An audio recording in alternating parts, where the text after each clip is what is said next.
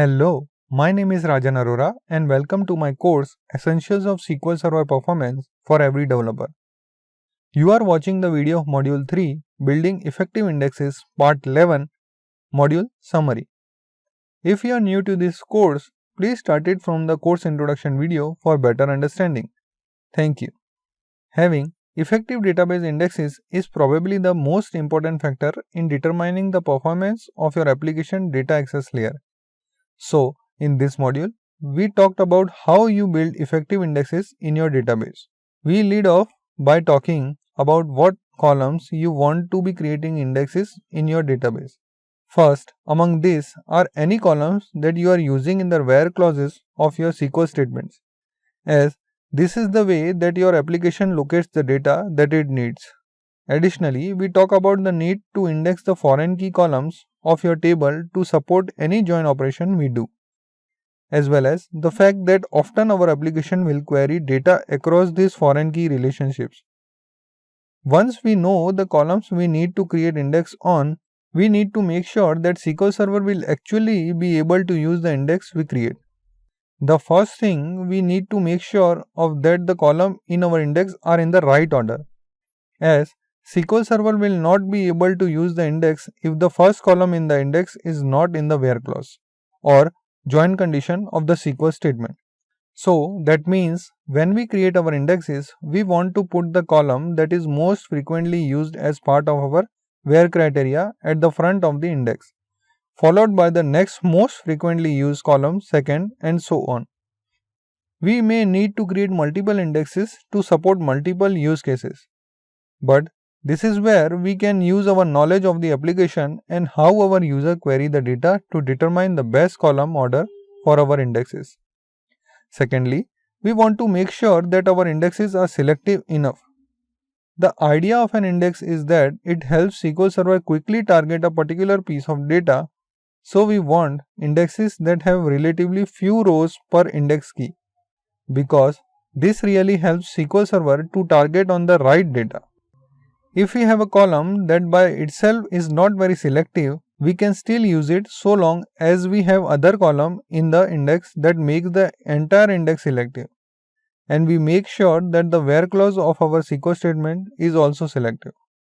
Oftentimes, we need to use the like clause in our statements, and in doing so, we need to remember that if we use the wildcard character at the front of the like value, SQL Server will not be able to use an index on the column. If we have the percentage sign somewhere else in our value, SQL Server will be able to use the index so long as we make sure that we have enough information in the supplied value that it is still selective. We also saw that if we have a function in the where clause of a SQL statement, this will also cause SQL Server not to use an index, and it is this function here on the left hand side or column side of the where clause that is the problem, because those computed values are not stored anywhere. So, SQL Server has to read all the data for the column and compute these values on the fly.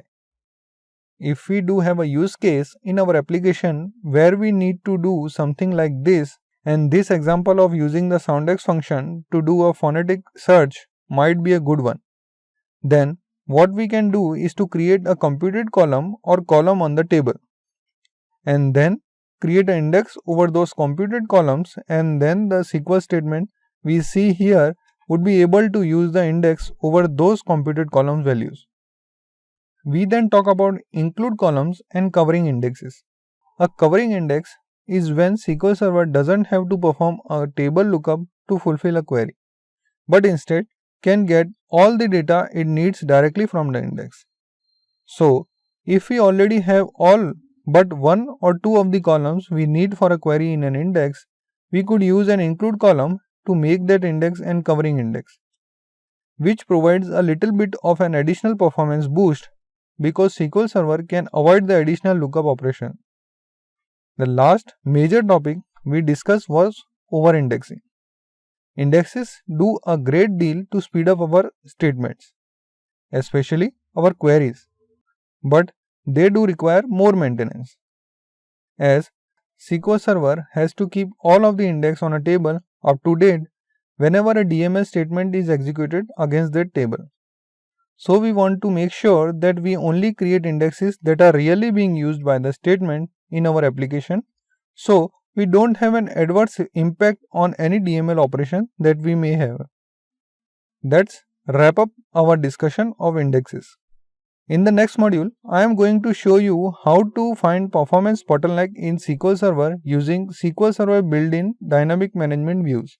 These views contain all sorts of useful performance information like what statement is taking the longest to execute, and if SQL Server thinks that we are missing any index that would improve performance. Knowing what information is available in these views and how to access them can really speed up the performance troubleshooting process. So, I hope you will join me in the next module. If you like this video, please do share, like and subscribe to my channel for more such videos. Thank you and see you in the next video.